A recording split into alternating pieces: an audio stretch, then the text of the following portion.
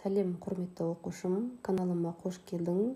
Бүгін English Plus кітабының 6 сынып 4 беттегі тапсырмаларын орындайтын боламыз. Каналыма тіркеліп, қолдап кетуіңді өтінемін. Сабағымызды бастаймыз.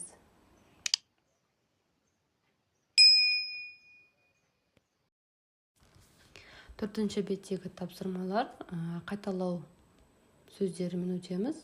Яғни classroom сабақтың тақырыбы сыныптағы сөздермен танысамыз. Қайталап өтетін боламыз.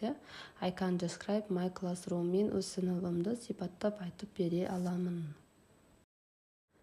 Бірінші тапсырма тыңдалым тапсырмасы екен. Write the name of objects 1 and 16 in the picture, then listen and check.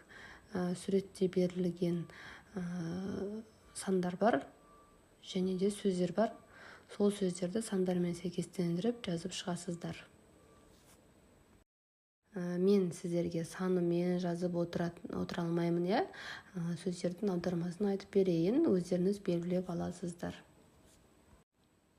Бот, тақта 7, dictionary, сөздік 14, shelf, сөре 4, laptop, ноутбук 2, clock, сағат 8, постер, плакат 9, door, есік 6, DVD 5, CD player 3, ноутбук 11, дәптер, диск, парта 13, bag 15,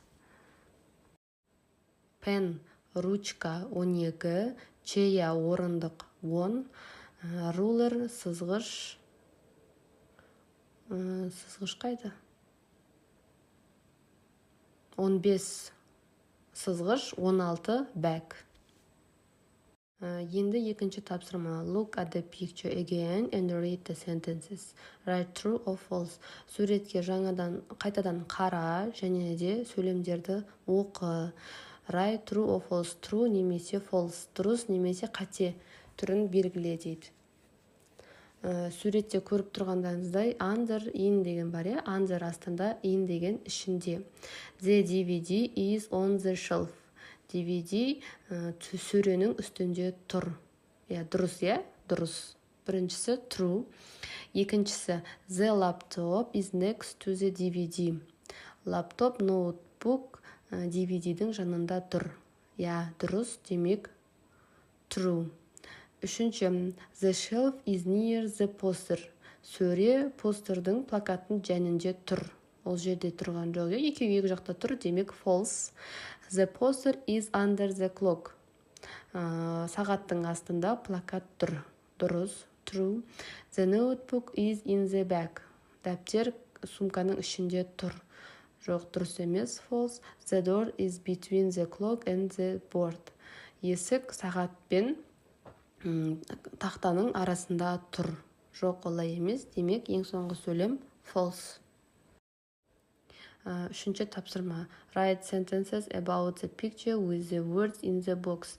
Кестеде берілген сөздерді пайдаланып, суретке қарап, сөйлем құрастырып жазасың дейді. On үстінде, in ішінде, under астында, between арасында, near жанында. Енді қараңыздар. Poster және board деген сөз беріліпті. The poster is next to the board. Плакат тақтаның жанында тұр. Дұрыс. Pen және desk деген сөзге жазуымыз керек. Ручка партаның үстінде тұр деп жазуымыз керек. The pen is on the desk. Екінші сөйлем ruler және bag. Сызғыш сумканың ішінде тұр деп айтамыз. The ruler is in the bag. CD player shelf. CD player сөренің үстінде тұр. CD player is on the shelf. Pen мен ноутбук ненің үстінде тұр, партаның үстінде тұр, соны айтамыз. Pen and notebook is on the desk. Board, clock and the door. Былай жауап береміз онда. Бесінші сөйлемге келген уақытта бізге between арасында деп айтуымыз керек. Тақта, есік пен сағаттың арасында деп айтуымыз керек қой. Демек, the board is between the clock and the door деп айтамыз. Және ең соңғы сөйлем bag and desk. Сумка партаның астында. The bag under the desk. The bag is under the desk деп жазасыздар. Ең соңғы төртінші жаттығу work in pairs. Say true or false sentences about your classroom. Use the words in the box in exercise 3. Correct your partner's false sentences дейді. Өздерің топтық жұмыс жасайсыздар, яғни парамен жұмыс жасайсыздар. Өздеріңіздің сыныптарыңыз туралы сипаттап жазасыздар. Ол үшін үшінші жаттығуда берілген сөздерді қолдансаңыздар болады.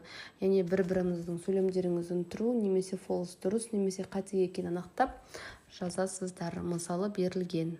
Мысалыға жазылыпты. The window is next to the door. Терезе есіктен кейін тұр. Дұрыс дейді. The desk is near the board. Ол жерде мына жерде false депті. The desk is near the windows деп.